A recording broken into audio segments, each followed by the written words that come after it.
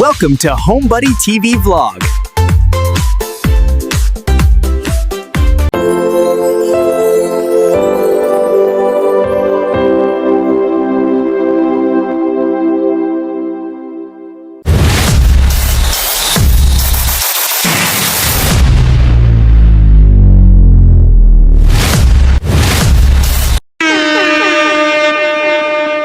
Guys, good morning. Ngayon ay Webes, no?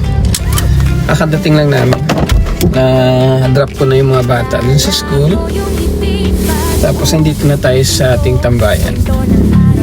Kahapon guys, no? Sobrang init. Talagang hindi ako mapakali dito sa airport. Kaya, ayun, pumunta tayo sa, sa beach, no?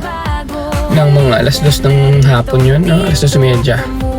Kasi sobrang init, walang gaanong hangin na umaano, no, dito sa airport.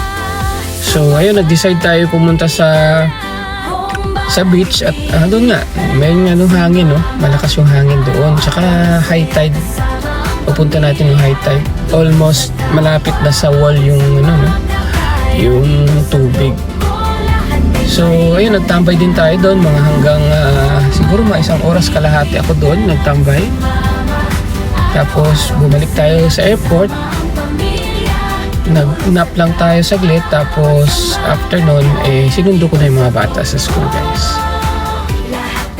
So ayun guys, makain muna ako, no? Sana mayroong tao ulit, no? Pero kung wala, okay lang. O pandesal na lang, kahit pandesal. Ikot-ikot muna tayo. Mamaya na lang tayo dito magtambay sa airport. May dumating na aeroplano. Babaan na yung mga pasahero, no?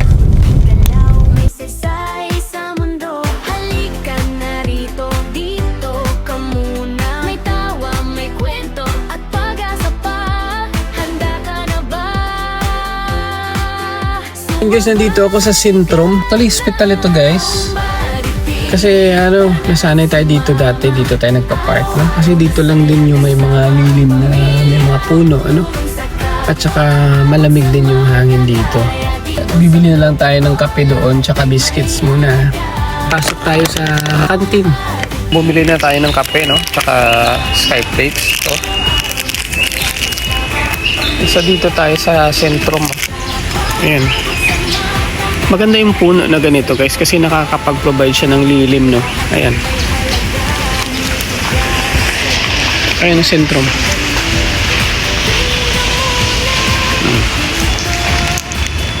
Diyan ako na pwesto guys, oh. Kaso lang puno ng no? Ay maganda dyan sana kasi malilim talaga, oh.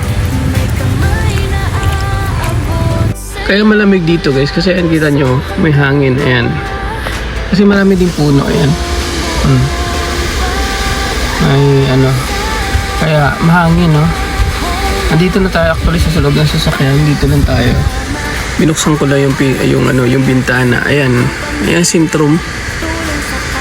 So andito tayo sa parking area. Medyo mainit pa to dito kaya pinatalikod ko lang yung sasakyan, at saka sinubsub ko lang ng gusto dito sa dulo para hindi mainitan. Pero yung bandang likod na initan pa rin, no? Dati doon ako nagapwesto. Malilim kasi doon. Ayan, maganda yung mga puno na ganyan guys kasi nakakapag-provide talaga siya ng shade. Kaya malapad yung mga dahon.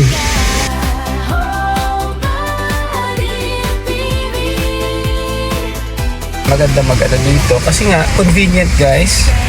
St. John College. So maraming kainan dyan sa harap. Kaya convenient dito. Meron ding subdivision dyan guys, oh. Ayan, oh. Ayan, subdivision. Ayan yung Sentrum, diba? Ayan. Alonsina. Bukas ng pinto, kwento ng araw ko sa bawat tahanan dito. Simple lang ang mundo, pero busog ang puso. Kapag sama-sama tayo, laging may bago. Halika na rin. Antok guys, no? Pang okay dito, Hindi siya mainit. Hindi ako pinagpapawisan guys. Tsaka may dampi-dampi ng malamig na hangin, no? So dito na muna tayo. Nakaiglip ako guys konti, no? Kasi ang sarap ng hangin guys, no? Yung mainit-init na malamig, no? Nakakaantok talaga siya.